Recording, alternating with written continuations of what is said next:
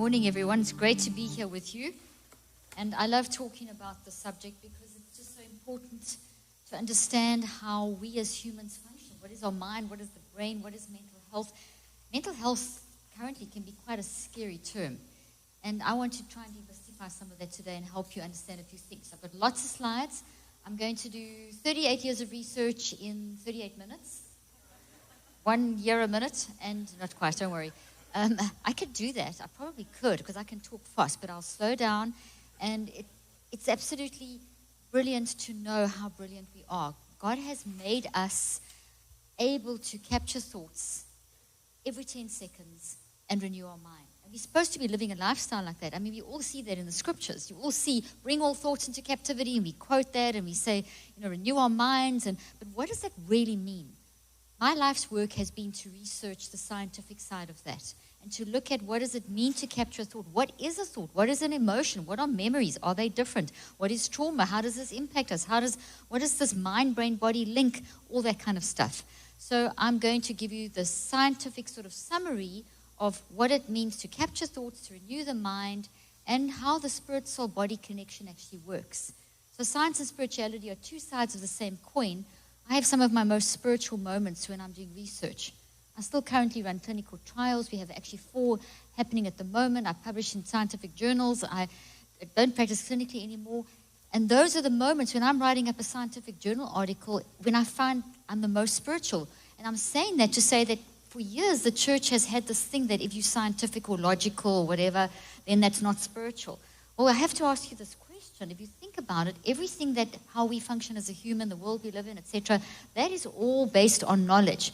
And God is the source of all knowledge. In fact, the word science comes from the word skura, which means knowledge. So therefore, if God is the source of all knowledge, we should be studying that knowledge. So the story tells us the Bible, and science tells us how it all works. So as a scientist, that's what I'm doing. I'm trying to understand how this all works, specifically in the field of mind, brain, body interaction, learning, memory, mental health, etc. Okay, so we're going to talk about cleaning up our mental mess, which means that as humans, we can give ourselves permission to be a mess. It's okay to be a mess mentally because we have free will. And because of free will, and God knew what God was doing, so therefore, because we have free will, we're going to make wrong choices. We're going to think and feel and choose in ways that are kind of messy. And every day is a big experiment. You know to a certain extent what's coming up, and you know your people in your life to a certain extent. But everything's actually fairly uncertain. 70% of what's going to happen the rest of today is uncertain. So it's all kind of experimental. And so experimental living is kind of messy. So when I say cleaning up your mental mess, which is the title of the talk, the name of my podcast, the name of my latest book, I'm writing a book for kids now called Helping Children to Clean Up Their Mental Mess. I'm talking about helping people to give themselves permission to be messy. So, yes, experience that guilt, that shame, that depression, that whatever. Embrace it. Embrace the messiness of it, and then clean it up. So we're not going to stay in the mess. If we stay in the mess, we get worse. But we have the tools and the skills and the ability as humans to manage the mental mess, to clean up the mental mess. So this is what I've tried to do. Initially started my research with people with traumatic brain injuries and dementias and learning disabilities and more neurological type things, which obviously feed back into the mind and there's a mental impact as well. And then I very quickly saw that this is something I could apply in my own life. I did some of the first neuroplasticity research back in the 80s. I remember one of my professors telling me that when I asked them, but why the brain must be able to change? Because we were having a lecture by this neurology professor who was telling us the brain can't change. And I remember putting up my hand and saying, but we are different all the time. So if our mind is constantly experiencing new things, this must mean that the brain can change. And that professor said, well, that's a ridiculous question. I did a TED talk on this. And he said, well, go and do research. So I did. And I showed that your brain does change. And how? With your mind. So therefore, your mind's not the same as your brain. Your mind and brain are two separate things. It's called scientific dualism. But they interact. They need each other. So the mind is a more kind of non-physical thing, but it still has physical elements. We can explain the mind with quantum physics and classical physics and electromagnetics and gravitational fields. And then the body is physical. It's matter. We can touch and feel and see it. So the mind is the spirit soul realm, and then the brain and body are the body realm. So I've also been working therefore around the science of spirit, soul, and body. So spirit and soul is mind. It's this energy force, and the brain and body are physical. And basically these work together. So with our mind, therefore our mind is not the same as the brain. So here you see a model of the brain, and if you're dead, that brain will disintegrate. But all of you here are alive, and you're listening, and you're seeing, and you're experiencing, and all your senses are active. You are, the ability to be alive and to experience is related to your mind. So your mind is this living energy force that makes the brain and the body work. The mind embodies itself in the brain and the body. And when you die, the mind, which is the spirit and the soul, moves out, and you actually weigh less, and then the brain disintegrates and the body, and it dies. So the mind is your living force, and it's connected to the source of life. And it is therefore has a very wise component to it. We have what I call the wise mind, which is in the depths of our non-conscious mind, which is a driving force, super intelligent, the biggest part of you, present, past, and future, all mixed up together. It's constantly working 24/7. And it is the part of you, the deep spiritual part of you, that is connected to the Spirit of God. It is your life force. And that then drives how you show up on a conscious level. So I know this can sound a little confusing. So mind is on one side, brain and body on the other side, but brain and body need mind in order to function. When you're dead, mind moves out, brain and body disintegrate. So, but mind without brain and body can't show up. So I need my brain and my body in order for me, which is my mind, which is my aliveness, my ability to think and feel and choose in my unique way. I need mind in brain and body for me to stand here talking to you.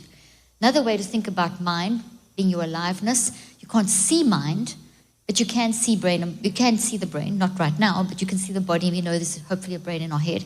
Okay?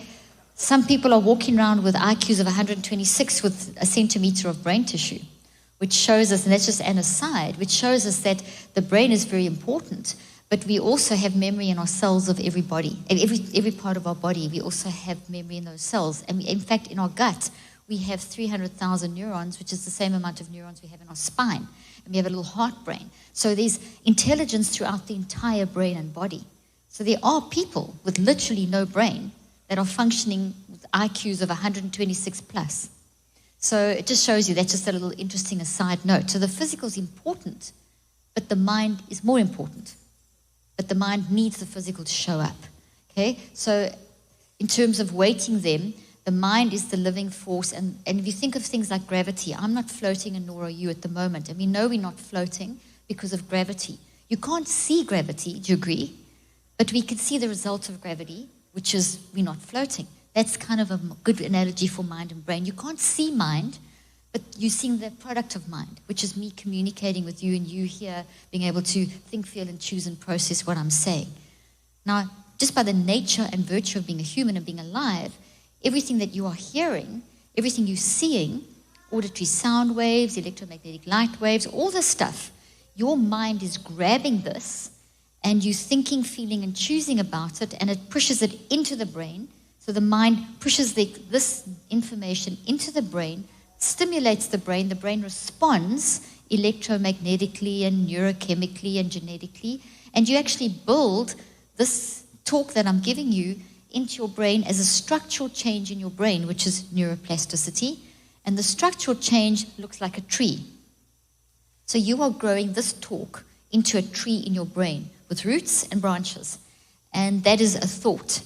And as a tree has lots of roots and branches, a thought has lots of roots and branches.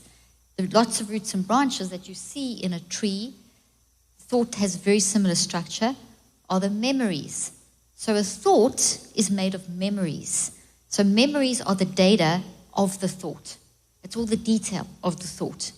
And memories cluster together into these thought structures throughout the brain. And we build about 8,000 thoughts a day. And we've been building thoughts with our mind into our brain from a certain point in the womb, around about from more or less 22 weeks, somewhere around there, until the age that you're at today. And you'll keep doing it as long as you live. And so your mind is always experiencing, and is always building. And then when you go to sleep at night, your non-conscious mind, which never goes to sleep, your conscious mind goes to sleep. Your brain has to rest and changes its way it's functioning. But your non-conscious mind sorts out the thoughts that you built during the day. So we're really busy. And there's lots going on. And that makes sense if you think of intrusive thoughts and you think of rumination. You think of all these thoughts jumping in our head. And it's kind of messy. And if you don't manage that mess, if you don't bring in mind management into play, our thoughts can go all over the place. 96% of people battle with intrusive thoughts. 100% of people do have intrusive thoughts. Intrusive thoughts are very normal things. They're not bad things. They're telling us lots of stuff. Intrusive thoughts are actually thoughts moving from the non-conscious to the conscious mind, and they have a lot of energy. That's why they got there. They didn't have enough energy. They would be just stuck in the non-conscious mind. So anything that keeps going through your head is something you've thought about a lot, because whatever you think about is growing. And whatever you think about that's growing is getting stronger and stronger. Think of a forest of trees. The biggest trees are the ones that have the most energy, the most food, the most influence. Those are the thoughts in your head. That if you think of all your thoughts being trees, the ones that are the biggest are the ones that are going to keep popping up.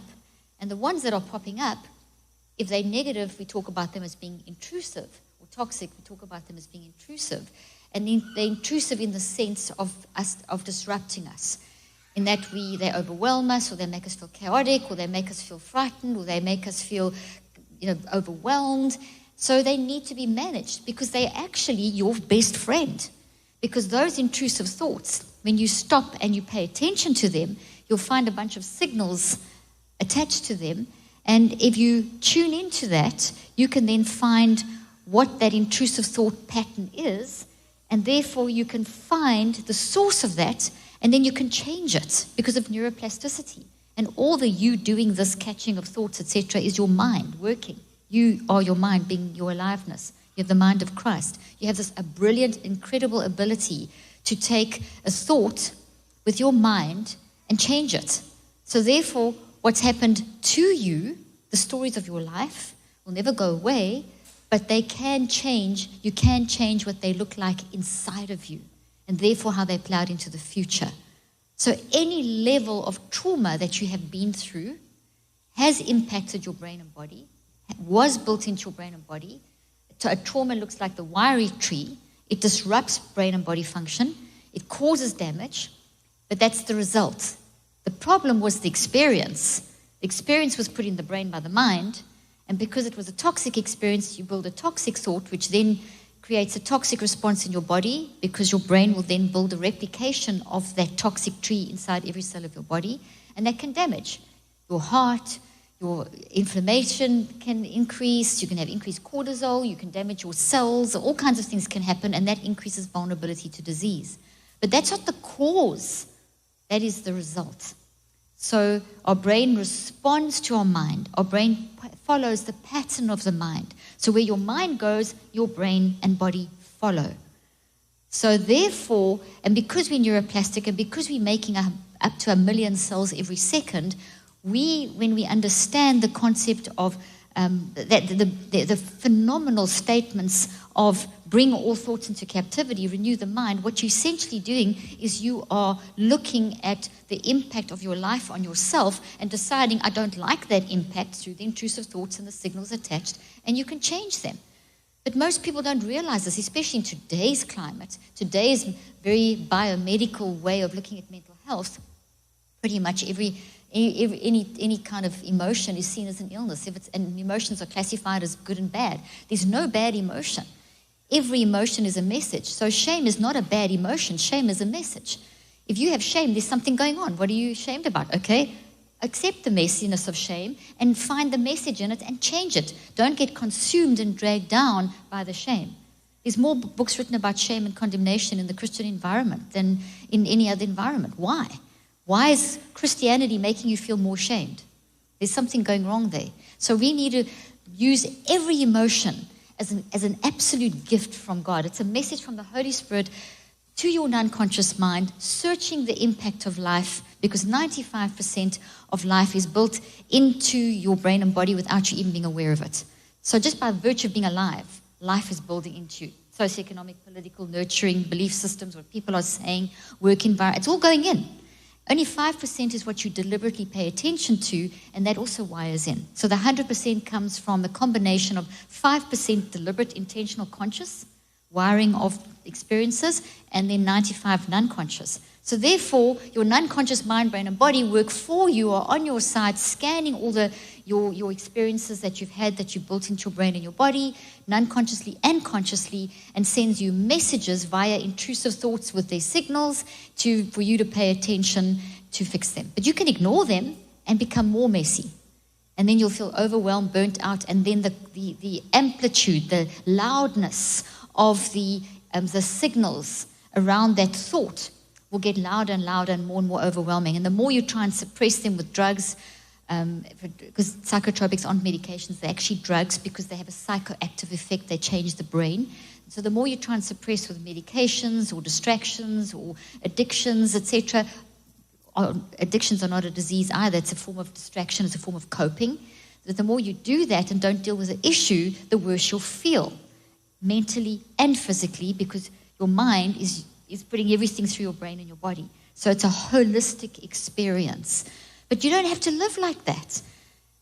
You can constantly renew your mind. Now, quickly, what I need to say right up front is that as you fix one issue, the next one comes along. And that's why we need a lifetime of renewing our mind. That is why we're told to be, if anyone here is an English teacher, renewing the mind. ING is present continuous. You're supposed to be continuously for the rest of your life, every moment of every day that you're awake, you're supposed to be renewing your mind by capturing thoughts. So capturing those intrusive thoughts and looking at them and the signals that are attached. And I've mentioned the word signals a few times. What are the signals attached to a thought? And how does the thought even become intrusive? It becomes intrusive with the signals. It's kind of a combination. So signals are like a warning signal, like a traffic light, or an alarm on your phone. They catch your attention. A warning signal catches your attention. There's 4 categories of warning signals that are attached to thoughts. And those are your emotions. So depression, anxiety, frustration, anger, irritation. None of those are bad. They're all warning signals telling you something. They never hang out alone. They hang out with what you say and what you do. So second one is your behaviors. So your emotions are linked to what you say and what you do. So if you're feeling depressed, maybe your behaviors are that you're not speaking much or you're withdrawing. Just giving simple examples. And then because your mind, brain, and body work together, and because that memory that's in your brain in the tree format is also in another format in every cell of your body, it changes what we call the cytoskeleton of the cell, then that means that you've got a bodily sensation attached to every cluster of memory. So every thought is also stored in the body and creates some level of pain, maybe tense shoulders, maybe gut issues, maybe psoriasis, maybe who knows, we're all different. Maybe minor aches and pains, maybe clenched jaws, maybe temporomandibular problems because you're clenching your jaws at night, because that's how your body is holding that memory. So we have to look at you as a holistic person and use all of those signals. So the third signal then is bodily signals, and then those 3 funnel into your perspective, which is how you're looking at life. So let's say that your intrusive thought pops up and there's this thought going on and on that I'm useless or whatever it is, or I can't do this, or this never works out for me, or something, and you look at the signals, you'll see frustration, depression, maybe, behaviors, angry, withdrawn, snapping, whatever, and bodily sensation, clenching jaw, gut ache, and perspective, life sucks. So you get a picture, and if you tune into that, guess what those things that I've just described are? Those are, and you're going to laugh at this, the Holy Spirit talking to you. Okay, so it's the Spirit of God. You're connected to the Spirit of God by virtue of being human. Every human, whether you believe in God or not, you're connected to the source of energy, Godness. Okay, and Godness is all powerful, all love, all knowing, as we know, and that is connected to your spirit. That's how you're alive. Job 32:8, the Spirit of life in you. This is what I'm talking about. So it's in every human. So every human has this incredible connection to God, which is a core of wisdom. It's a core of resilience. And we see from the resilience research that 2/3 of people will bounce back through the worst situations. The other third may take a little longer, but they'll get there. So as humans, we're wired for love, we're wired for resilience. But the more we stay in a mental mess, the more we dampen our resilience. And dampening our resilience basically means we don't listen to the signals from the Spirit of God. which come through the intrusive thoughts and those emotions, behaviors, bodily sensations, and perspective. You see how simple and practical it is. We look for complexity when it isn't complex, okay? So if we can simplify that, so what I did over the years was take this process and develop it and use it in different ways for different types of situations, created a theory and created a common core system called the neurocycle, which is how you use your mind to direct the neuroplastic changes in your brain. So it's how you use your mind to listen to the signals, find the thoughts, deconstruct them, and reconstruct them. Bearing in mind that's what happened to you has happened to you. You can't change your story, but you can change what's inside of you and therefore how it plays out into your future. The messaging we get today is that once traumatized, that's it for the rest of your life. Bad luck. Wrong message. You can change. The trauma will be with you. You'll have the tears, your story's there, but you can change. So now let's whip through a couple of slides that summarize this. The first one, we're going to see this, after this one, make it just play the next one. Humans are a lot more resilient than we realize. 3/4 or 2/3 of people will recover. The other quarter will take longer, but we can speed that up too. And just very quickly, a thing about resilience. There's lots of books out there about resilience, about the traits of resilient people. And people look and they list because they look at people that have got through stuff and they look at what their qualities are. It's a fascinating thing we have as humans to look at people who've got through stuff and what did they use? What was it that they used to get through stuff? So people have done research in this area and they found that that list of traits to get through stuff is like it almost doesn't end. There's just so much of it. And what you may use in one situation, if you try and apply those exact principles of those resilient traits in the exact same way in another situation, it won't work. Sometimes it's counterproductive. So what I'm saying is that there isn't a core set of 7 or 5 traits of resilience that you have, well done, you don't have, bad luck. It's not like that.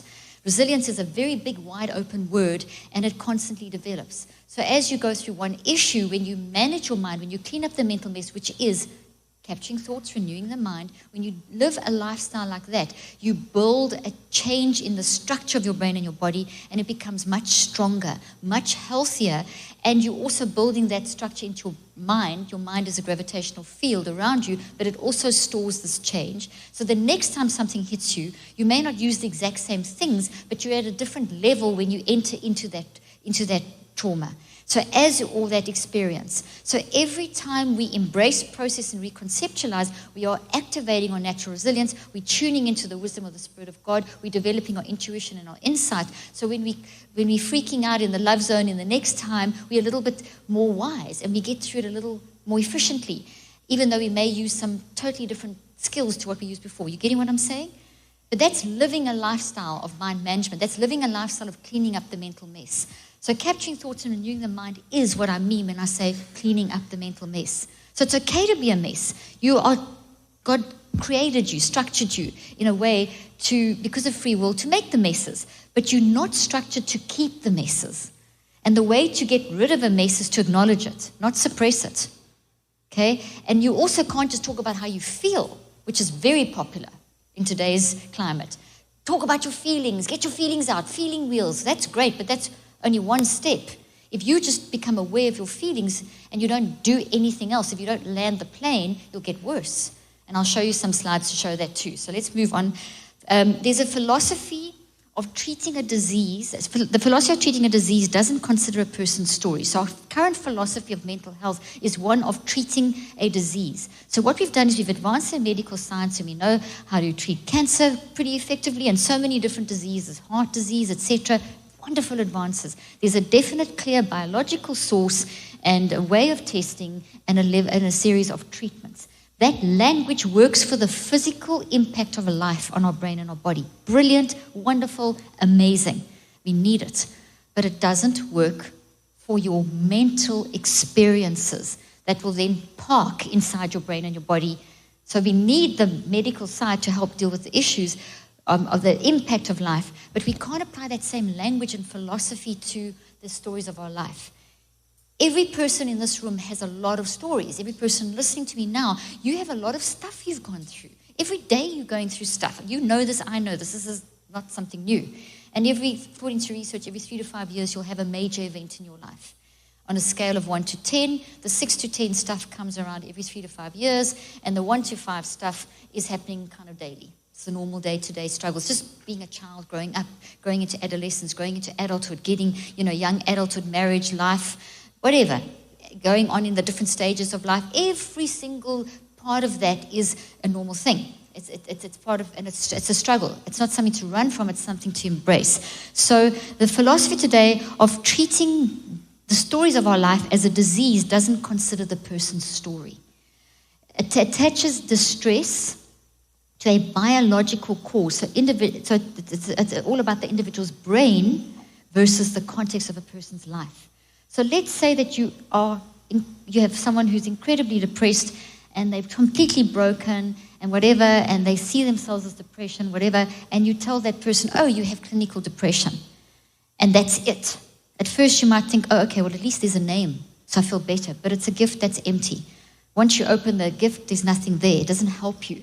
So you've got to go further. Labeling is not enough. So we need to move away from the language of labeling and diagnosing and labeling and treating, which works for the body and brain, but it doesn't work for the mind. And we rather need to throw that languaging out and come back to who are you?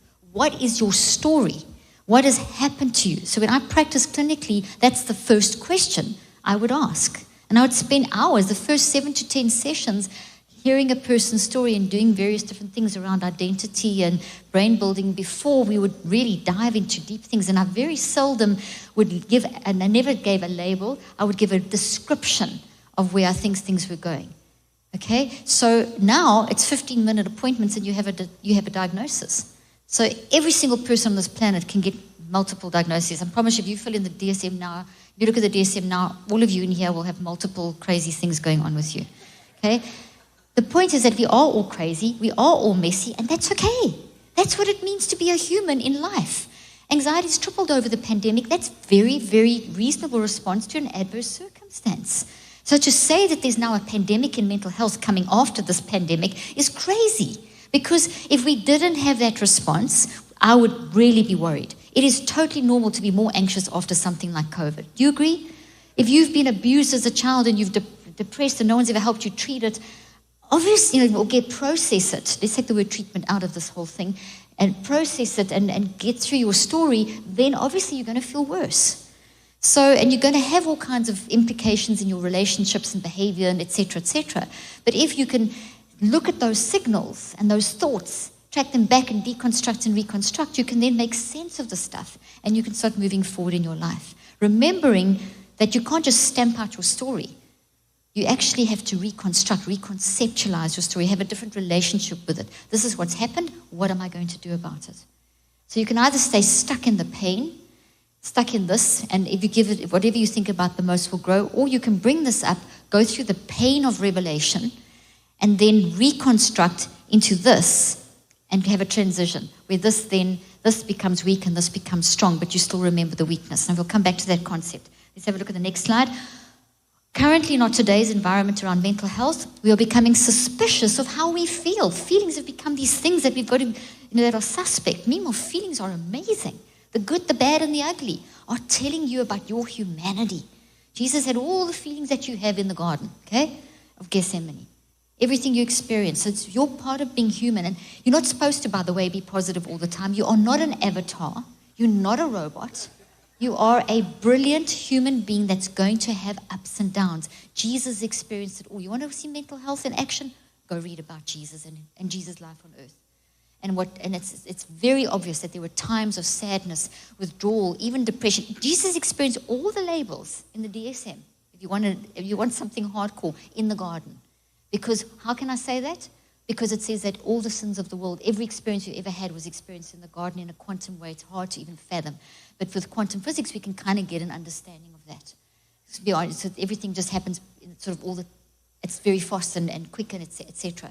So, in other words, you are allowed to experience those, because when you experience those, like Jesus did in the garden, Jesus got in the garden to face the issue. So what are you supposed to do with yourself and your feelings? Face them. Get in the garden. What is this issue that only you can face? And then you're going to go through a process of time where things are going to progress. And as you progress, you may feel worse. It's called the treatment effect. And it hits you around about 21 days. Between 14 and 21 days, you're going to start feeling worse. And that's because you're starting to see the source of why you have the intrusive thought with all its signals. And when that starts revealing itself, you're going to grieve for time lost, for things that have happened, for loss of... And that's normal. You should. Jesus grieved. Let me give you permission to grieve, to be sad, to be a mess. It's okay to be a mess. Watch what Jesus did with a mess. Jesus even sweated blood. So that shows us that the mind moves through the brain and the body in the way I've described. And when you're incredibly anxious and panic attack and whatever you're going through, you will have a neurophysiological response. Sweating blood is a very, very possible thing to happen. So we see evidence there in the garden of the mind-brain-body link and the fact that our mind influences our brain and our body. Our mind experience is impacting the body. There's this anxiety that Jesus is going through for what Jesus is experiencing from all of our stuff in this quantum way, and what Jesus is going to go through is only part of the picture. It was, if you look at it from this angle, what Jesus experienced in the garden was way worse than the physical pain on the actual cross, the physical thing there, because there's all that mental turmoil of every human that ever was and ever will be and who is now. Everything you're going through, you have an infinite world in your mind. Jesus had all our infinite worlds that day. So, yes, that experience will traumatize you physically. I've shown with my research that when you don't manage your toxic thoughts, inflammation increases. And that inflammation increases homocysteine, ACTH. We get biomarkers in the body. The brain changes. Your DNA changes. And when that happens, you are going to increase your vulnerability to disease. So there is a physiological response. But so you will keep moving. And from there, Jesus at one point screamed out and said, I can't deal with this. But before that, Jesus did something else. Jesus turned to the disciples and said, he didn't ask for Prozac. He didn't ask for opioids. He didn't say swap places and I'll give you a cool place in heaven. I'm being, a bit facetious. But Jesus didn't do that. He didn't say distract me with something, get me out of here. Jesus simply said, can you just be with me for an hour? This is so critical because we're so good at fixing everyone else that we don't as almost like an avoidance technique. The worst thing we can do when someone's in a bad place is say, here, go pray this. Or here, go memorize these 10 scriptures. You know how many pastors have spoken to me and said they've done damage to their congregation because they've said, hey, if you're anxious, that's a sin. You're not memorizing your Bible enough. We get so many DMs of people saying, I'm in sin because I'm depressed. You are not in sin. That depression, that anxiety is a beautiful message from the Holy Spirit saying, I care enough about you to prompt you, to show you there's something going on in your life that's impacting you. Pay attention. There's a message. Get in the garden. Get in the garden and move through it. And then it gets worse where Jesus screamed out and said, take it away. That means we can say, God, I can't do this. I hate this. Swear, scream, shout, the whole lot. You're not going to go to hell if you swear. That's another whole discussion about hell and everything. Get it out. Freak out in the love zone, because if you push it down and do it in a safe space, in your time, there's no prescription for when and how, because every person is going to go through this at different stages. Case in point, if you lose a loved one and you're grieving, there's a philosophy in therapy currently which is so bad and it's so unscientific, and it says you must talk about it now. If you go through grief of loss one, but any kind of trauma, forcing someone to talk about how they feel in the state of trauma will actually make it worse. Everyone needs to talk at their own time. There is no cookie cutter time. And some people will only start talking about the feelings that they have 6 months or a year after the death of a loved one, or after trauma, because you deal with it when you can deal with it. There's no prescription here. You're a unique individual with unique stories. The thing is you need to know that you've got a safe space to embrace it, and when you're ready, you can process from the support of others. And also to be comfortable with the uncomfortable. Now, in this philosophy round that we live in for the last 40 years, if you're uncomfortable, you've got a brain disease. Nonsense. You do not have a brain disease. You are not mentally ill. And then when we have things that accumulate, like people that have been through such severe trauma year after year after year, their mind will break down. They will show up with delusions and disassociations, all these fancy psychological terms, and they will have damage in their brain and their body, and they may be in a really terrible place for a period of time and need intensive support and therapy and physical support, and that's okay. If we look at the good periods of mental health historically, and there are not many of them, we've generally, as a society, handled mental health terribly. But there's been pockets of time in history where we've done well. And the best times, The most success have come from the times where people adopt the philosophy that I'm describing and that we see Jesus doing in the garden. Face it, process it, get the support that you need. Be prepared to go through the uncomfortable. People need to be patient when someone is in a depressed state, and there may be a year of going through these things that you as an outsider can't understand. You're saying, why can't they get through this? I got through something. Why? I've told them this, I've told them that. And you're still judging that they are in a bad place. That's their healing journey. We don't have a right to judge that person. And get support for yourself so that you don't judge, because it is very hard working with someone in extreme states, especially if it's a family member. It's okay to feel messy and frustrated and angry. Get to a therapist to help you so that you can support that person, because they will come around. We are resilient. We will get back there. And you'll look back on that time and think, wow, that was a year of hell or 2 years of hell, but look where we are. And that's what we have to remember all the time. We can get through it. So then it does get worse. Jesus got beaten up. And then it got worse. He got on the, put on the cross. I mean, having those nails slammed through your hands when you're already in shreds and in total agony. And as I said, the mental agony that Jesus was experiencing was way beyond the physical. But there's the relationship of mind, brain, body. And then Jesus rose again with the wound in his hands. The wound is your story, but it's a healed story. It's part of you. Don't stamp your stories out. That's your testimony. That's your trial that's become the testimony, to use Christianese. I don't like using Christianese, but I'll just use it once, okay? It's what you've gone through. It's your story. We have to honor people's stories. And when we talk about them and share them, that's when we grow, and we share them when we're ready. Never force a survivor of anything to tell their story too soon. When you learn, you help a person, supporting a person is listening when they're ready. Sometimes the listening is they don't say anything. You're just there with them holding their hand, or you're going to movies with them, or you're just there giving them a meal, or you're just there in whatever capacity they need. Okay, so how we are becoming suspicious of how we feel. You are feeling bad. This is what the philosophy. And the current messaging tells you that this is because you have a mental illness. You do not have a mental illness if you feel bad. You're going through something. What's the because of? What are you going through? The emotional turmoil of life, growing up, adolescence, being a human, has been recast as a mental illness. This is completely the opposite of what we understand spiritually. Spiritually, we understand you're going to face a lot of issues. You've got to get in the garden, the whole thing I've just described. Life is not easy. That is why the Bible is filled with stories of people making endless messes. When are we going to get the message? It's okay to make a mess. We need to manage the mess. We do not have a pandemic in mental health issues. We have a pandemic in mismanagement of mind. And the church plays a massive role, because supposedly the church has a deep understanding of God's love and supposedly has a deep understanding of what renewing the mind means. But the church is in a worse place, if you look at the statistics, than the world out there. That's very scary.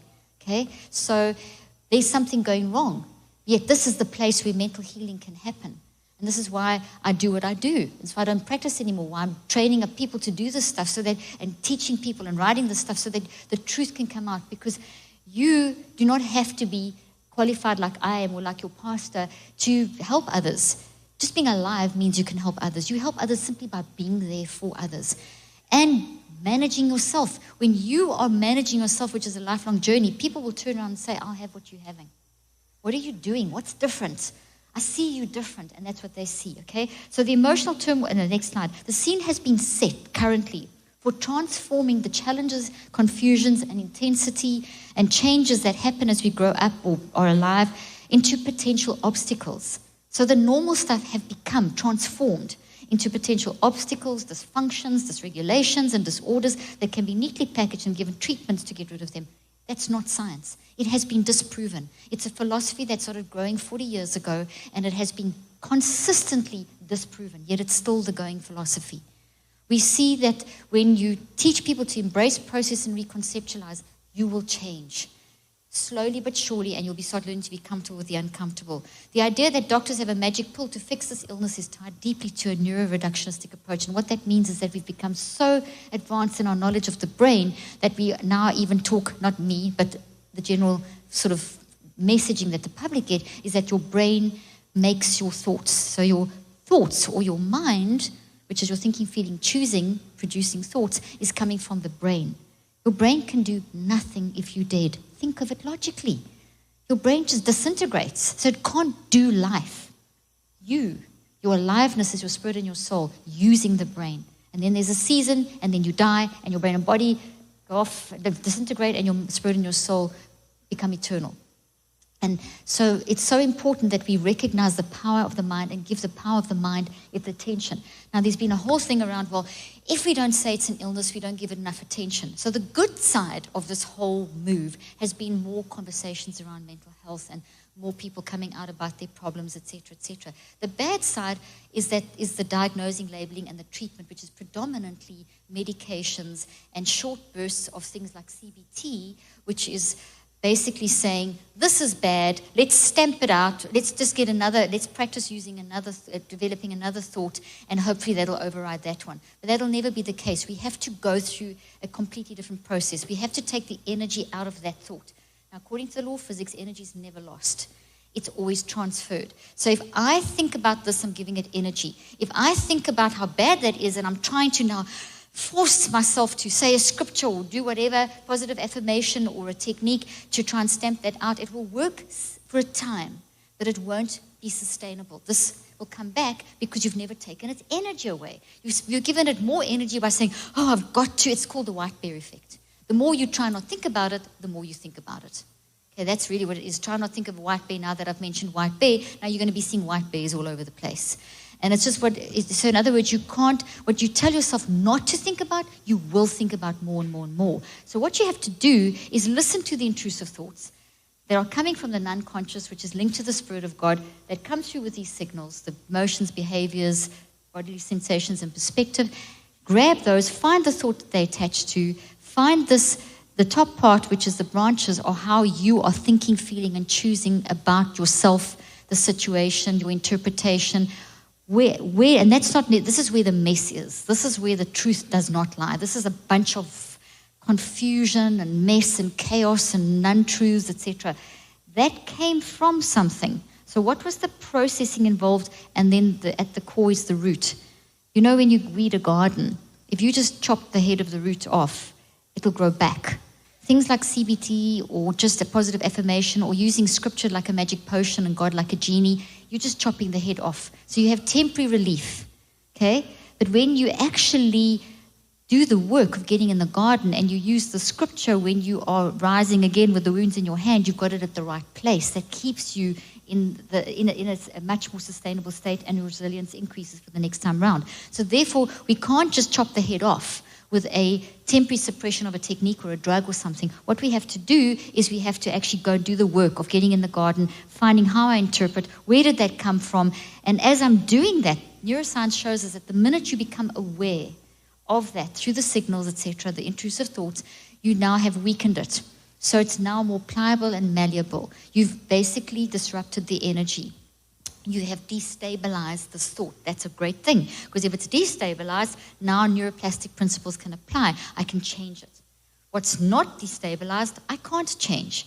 When it's in the non-conscious mind, it's very stable, but when you're consciously aware of something, it's destabilized. Destabilization means that you can be empowered to do the work of getting in the garden, doing all that stuff. So that work in the garden, I call that the neurocycle. The whole focus on the signals, what have you got to face, find your interpretation, get down to the root. So the whole deconstruction, reconstruction into something healthy is I'm taking the energy from there and I'm putting it here. Now this never goes away, and now we're going to show you a transition. Okay, let's quickly look at that previous slide. We'll come back to the picture back. Just go back to where we were. We aren't supposed to escape life. You're supposed to go through life. Okay, you're not supposed to escape it. Let's look at the next slide. It's just a summary of the mental health stuff. Mental health is not a disease. A physical disease stems from a biological problem, usually an infectious pathogen or genetic abnormality that can be, I've said all that, okay? The symptoms of the disease are caused by the biological problem. So this is something like COVID. It's a pathogen in you, causes a problem. We can test it, etc. But psychological problems are not the same. So this is just a summary slide of what I said earlier. Okay, and I'm kind of summarizing everything I've said. Psychological problems don't lend themselves well to a disease model at all. There's no clear pathogen or biological event that causes most mental disorders. As much as they'd like to tell you Thomas Insel, who was for 13 years the head of the National Institute of Mental Health, has spent $20 billion, I think it is, I think that's the figure, trying to find the pathological, biological, or neurobiological base. And he says in his own words, it didn't work.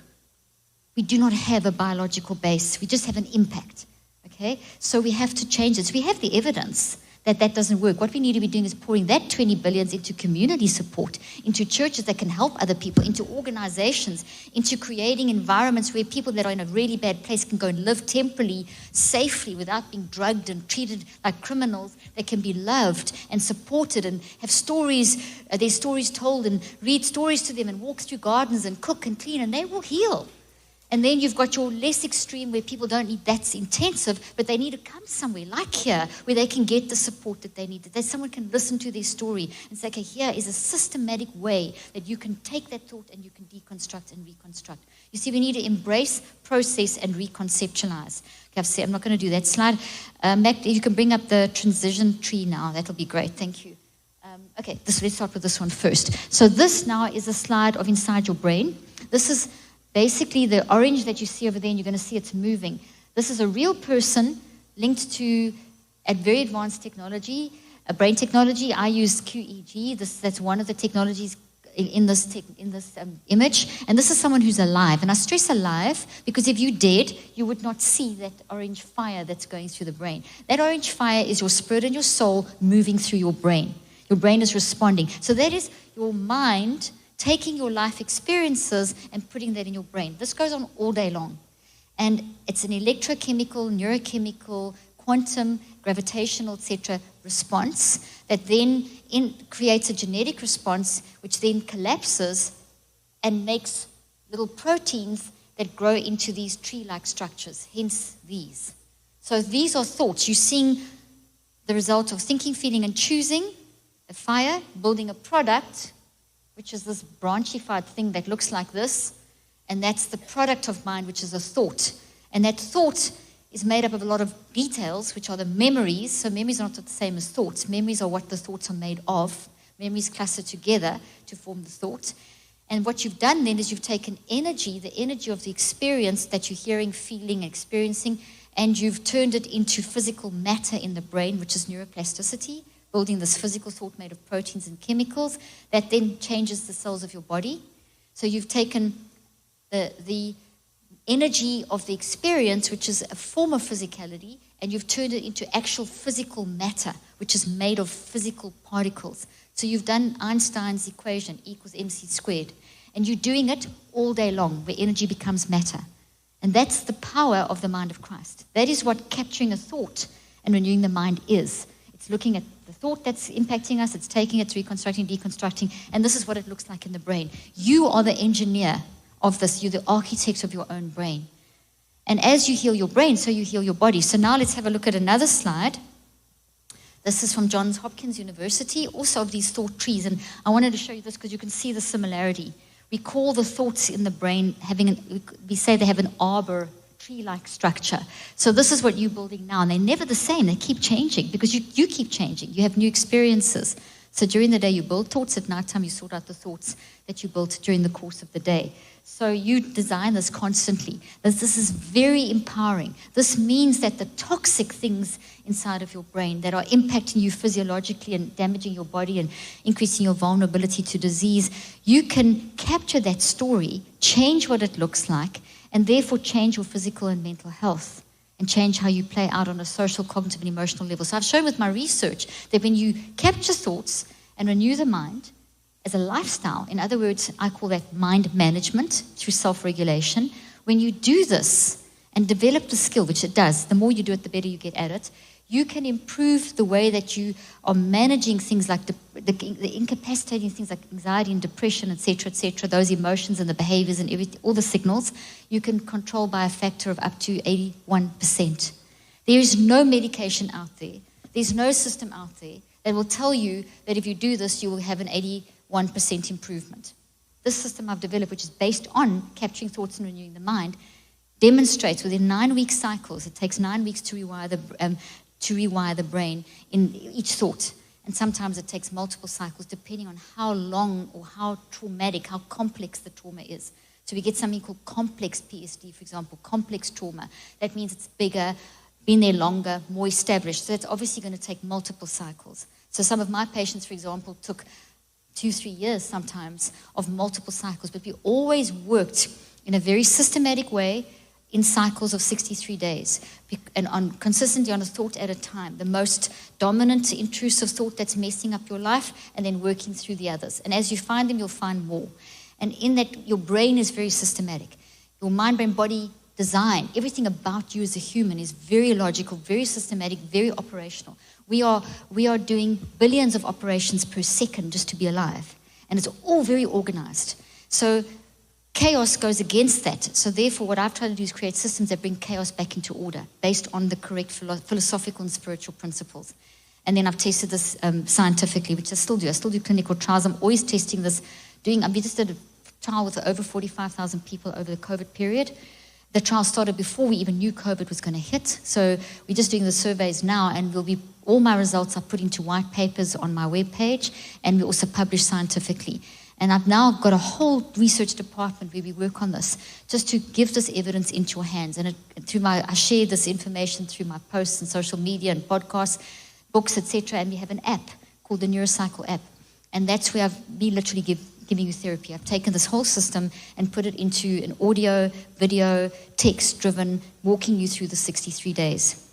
And the beauty of the neurocycle, I can show it. Okay, so here, this is a transition tree. So when you go through this process of the neurocycle, what will happen is that I become aware, I listen to those signals like I explained from the intrusive thoughts, and I embrace, process, and reconceptualize, to deconstruct and reconstruct.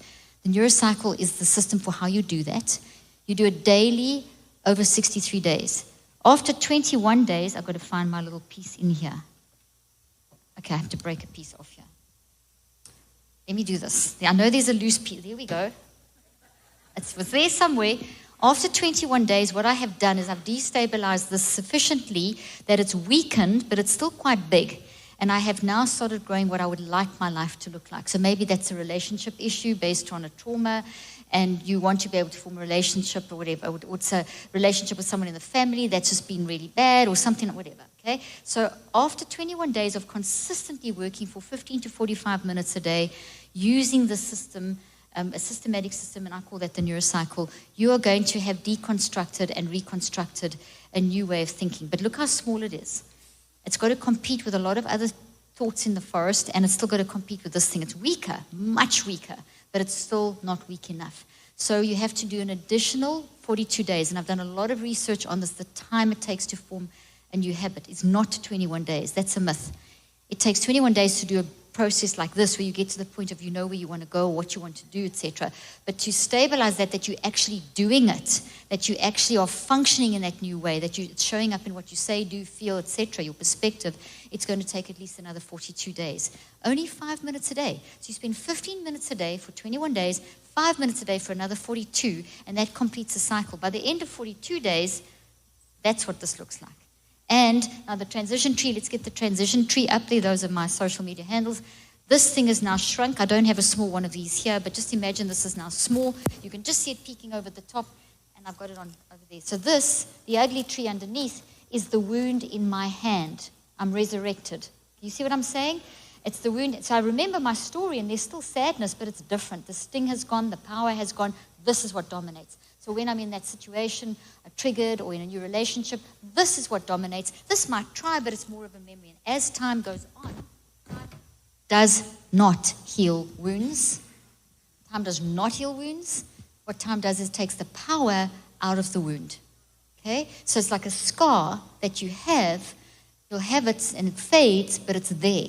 It's changed your body. Any kind of scar, any kind of surgery, any kind of illness has changed your body. You healed again, you're functioning better, etc., but it's still there. So it's part of your story. So we can never eliminate. We can only reconstruct or reconceptualize.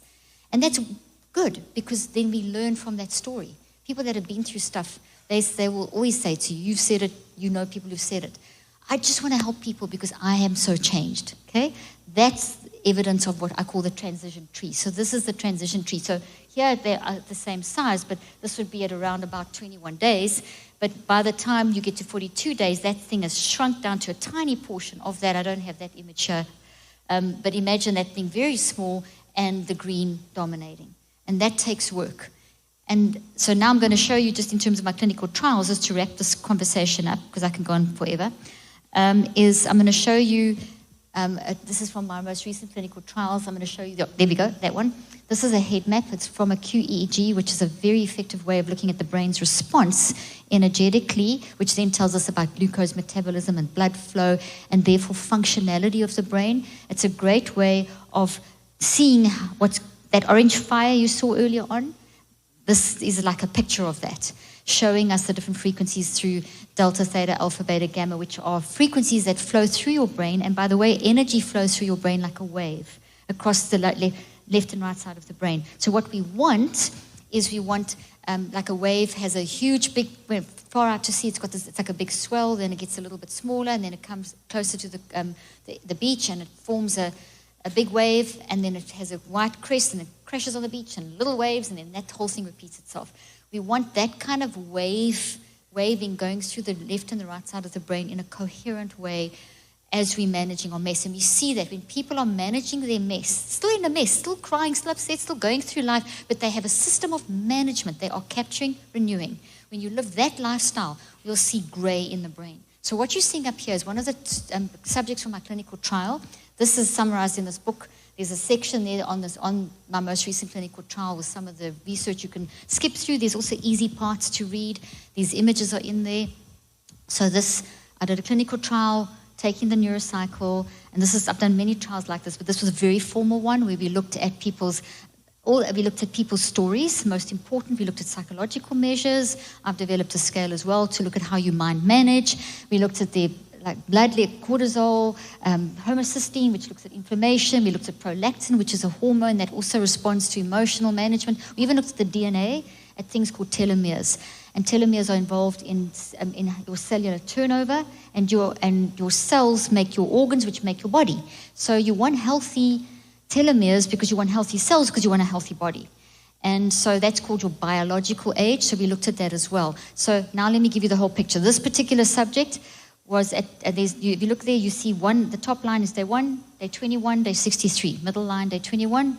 Third line, day 63. So we did this trial over 63 days because I was also testing the time it takes to stabilize and make changes in the brain, etc., and neuroplastic changes that are stable.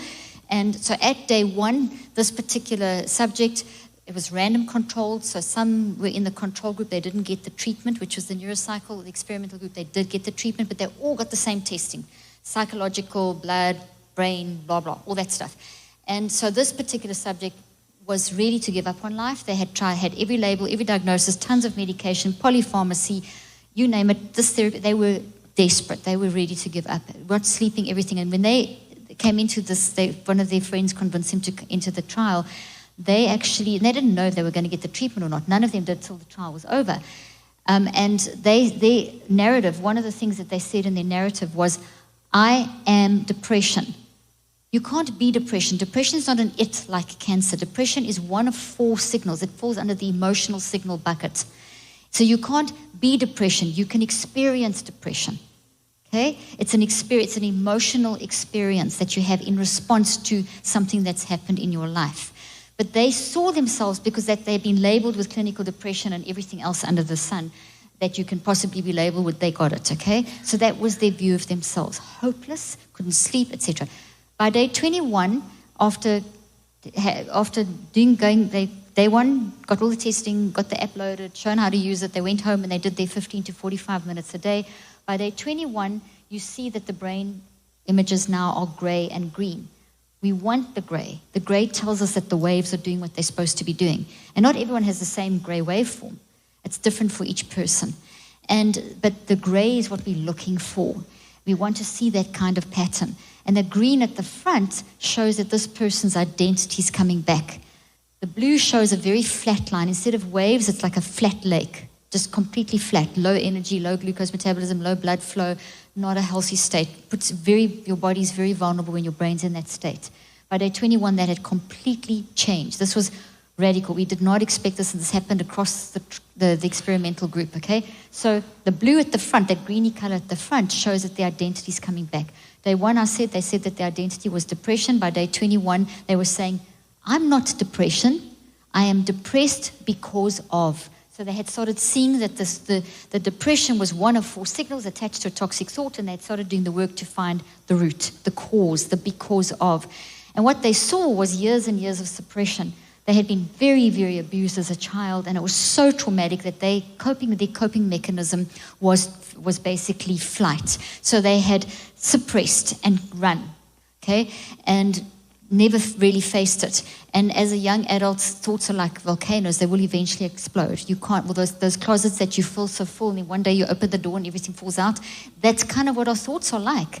Volcanoes will eventually erupt, okay? So this is what happened. And what at day 21, the reason her brain was gray and it was good was she was saying, I'm not depressed, I'm depressed because of, but she also said this, but I'm more depressed and I'm more anxious and I'm grieving.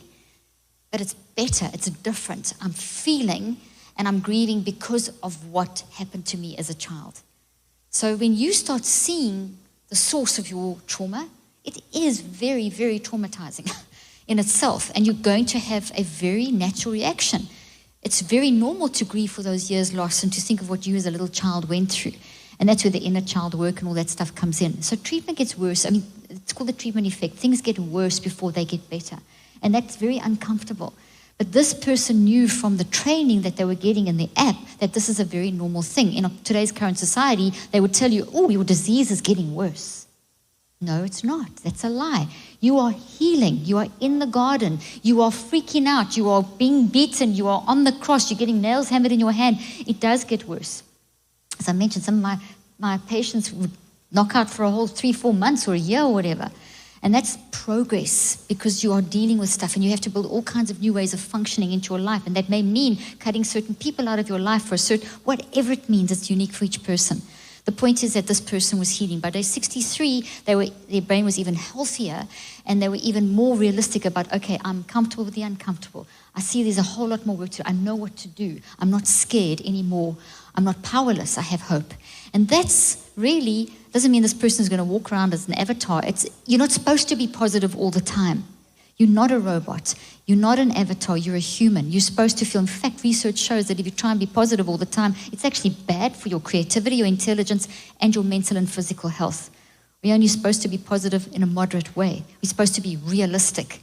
You're not supposed to walk around always. I'm not saying it's wrong to see the bright side of things. You want to see that, but it doesn't mean that I'm talking about the toxic positivity that's so prevalent currently in our current environment. Toxic positivity where you don't allow yourself to express how you feel because people judge you, especially in church environments. You say you're feeling depressed. Ooh, you're not praying enough.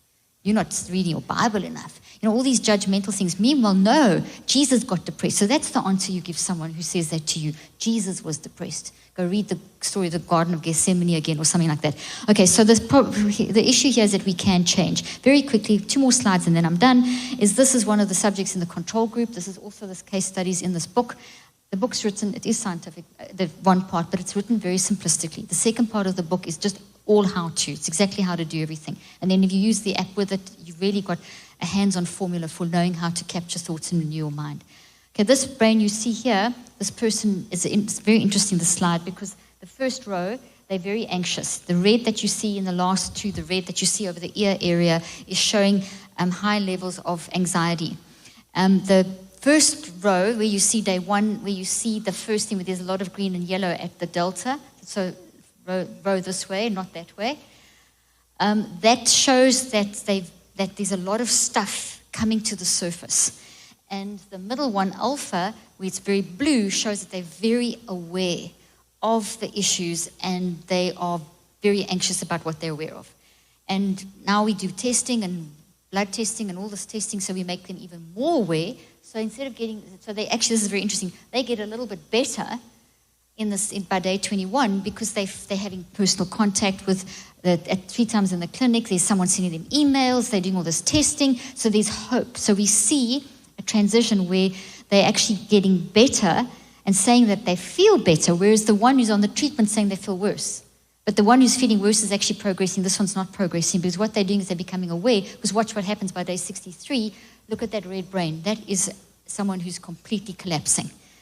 Such high anxiety, they cannot function. So the awareness alone, without embracing, processing, and reconceptualizing, doing the whole deconstruction, reconstruction thing, is going to make you worse. So if you just talk about your feelings, and there's a lot of programs in schools these days that encourage kids to talk about their feelings. I feel this, I feel that. That's great, but if you just do feelings and nothing else, they'll get worse.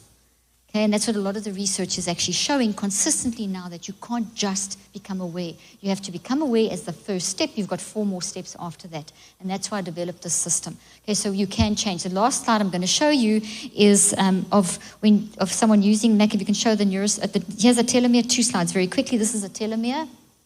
Okay, we'll show you the telomere. Okay, there we go. So the gold little things on the end are the telomeres. That's a chromosome.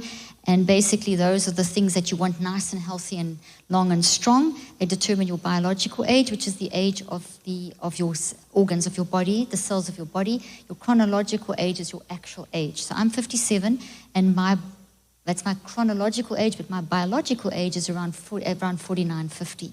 Because I work on my mind. Yes, I work on my diet and exercise, etc. as well, but I'm very, very dominant on working on my mind.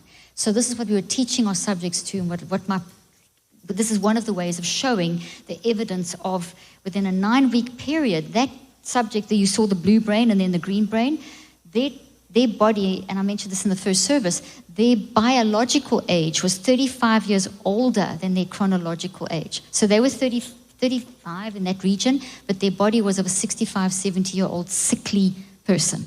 So if you're 35 and your body is a sickly 65-year-old, you're very vulnerable to issues, which this person had. In 9 weeks, they gained 35 years of biological health. That's mind work. This is the brilliance and the power. If I've done nothing else today, I hope that you feel empowered to really get into self-regulating. And you can do this every 10 seconds. That's what neuroscience shows. God would not give us an instruction like bring all thoughts into captivity and renew your mind all the time if you couldn't do it. So the neuroscience shows us that we can do it. And it is possible to live a very self-regulated life. And what does that look like? It means that you're watching. What are you saying? How are you saying it? What is the impact on how you're feeling and the impact on others? So you get an email, you're in a conversation. It's a constant standing back and observing how you are functioning in that situation. And then it's taking time out in your day, 10 to 15 minutes a day where you just block off from everything and just tune in and daydream. You will find intrusive thoughts. You will find the signals they're attached to you. So you can train yourself over time to be empowered to improve. And then as you do those kind of exercises, and you do the neurocycle daily, you can then start applying it as a lifestyle. So let's say that in the moment something happens, you can do the neurocycle in a minute to get you back on track again. So for example, the other day I had to go to the dentist. I had a meeting with my research team. They were all waiting for me. It was one of these 7-hour meetings that we were going into, and the dentist, as usual, was late. And it was like long, and I was an hour late for this meeting, and I was texting my team and told them what to do to start. But I was anxious, and I could feel my creativity going, and I've got to lead a 7-hour meeting, and it's really complex stuff. I just did a neurocycle, calm myself down. By the time I got there, I told them what I'd just done, which is what we research anyway, and they said they'd been doing it, waiting for me, and they'd had fun anyway. But I'm saying that's a silly example, but it got me back under control. You're in an argument with your loved one. Do a neurocycle. Get yourself back in control. And then in other words, you can do it with the moment-by-moment stuff. Help me now in the moment, as well as your big traumas. Okay, and last slide this is what when we saw when we were using the neurocycle with our patients. Last one, go down, a little bit more. The neurocycle helps train the brain, the gamma ones. There we go, got it. Okay, so here you see this is looking at a specific. If you look at the high gamma, look at the last thing over there. There you see it's blue, and there you see all the green stuff happening. So this is now that first subject I told you about who was very depressed, got a blue brain, then a gray brain. This is looking at the same thing, but in another way with the QEEG. And we're specifically showing here the learning that take place, because we're also evaluating neuroplasticity and the neuroplastic trends and stability. So when you see blue, so much blue, it means that there's not learning taking place. And what does that mean? Learning happens and then you're going back. In other words, you grow and then you go back to the start. So you get stuck. Do you know what I'm talking about? You say, okay, you're moving forward and you're progressing and you learn something and then you don't persist with it long enough and then you're back to square one and you've got to kind of start at the beginning, or you feel emotionally stuck, or you know what you're supposed to do but you can't get there. That'll look like blue. But when you're actually embracing it and processing and reconceptualizing, it shifts to those colors, which shows that there's very healthy, qualitative neuroplastic changes taking place in your brain. This is evidence there down the bottom, all that row over there. The colors you see there are evidence of when you capture a thought and renew your mind. In other words, clean up your mental mess. You will make physical changes in your brain and your body that will play out into your cognitive, social, emotional, intellectual, mental health in every possible way. So don't be scared. Get out there and do it. I think Mac did you put the app up, Mac? Did you see the slide of the app? There it is, and my social media handles and podcast, whatever. You can get what I've just said in bite-sized chunks on my social media daily as well. And I'm on TikTok. Oh gosh, that platform is interesting. I've had to learn a whole new language to get onto TikTok, so I had to grow a new part of my brain. Thank you so much.